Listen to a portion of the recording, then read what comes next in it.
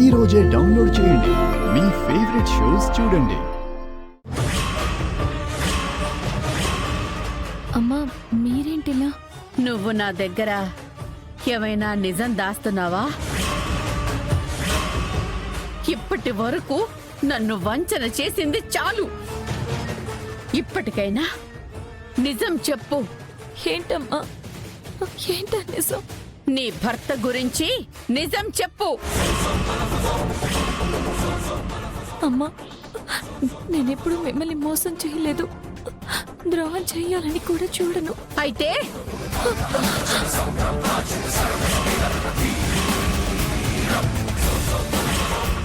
నీ భర్త గురించి నిజం చెప్పు. అమ్మా నేను చచ్చినంత ఒట్టు. నిజం చెప్పు. నిజం చెప్పు. అమ్మా